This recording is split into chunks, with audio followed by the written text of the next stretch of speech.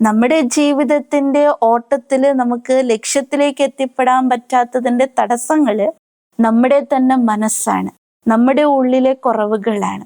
അപ്പൊ അതിനെ നമുക്ക് ഡയഗ്നൈസ് ചെയ്ത് ചെയ്യാൻ പറ്റണം, കണ്ടുപിടിക്കാൻ പറ്റണം.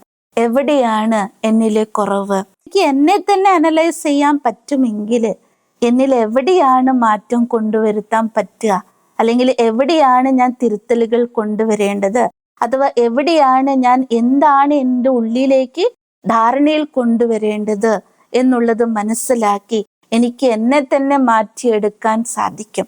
കാരണം ഞാൻ മാറണമെങ്കിൽ ഞാൻ തന്നെ വിചാരിക്കണം, ഞാൻ മാറണമെങ്കിൽ എൻ്റെ ഉള്ളിലെ കുറവുകളെ എനിക്ക് തന്നെ ബോധ്യപ്പെട്ടാൽ മാത്രമേ എനിക്ക് ആ മാറ്റം എൻ്റെ ഉള്ളിൽ വളരെ സഹജമായി കൊണ്ടുവരാനും നമ്മുടെ ജീവിതത്തിൽ എന്തും നേടിയെടുക്കാനുള്ള കരുത്തും കോൺഫിഡൻസും എന്നിൽ നിറച്ചു വെക്കാൻ എന്നെ കൊണ്ട് സാധിക്കും.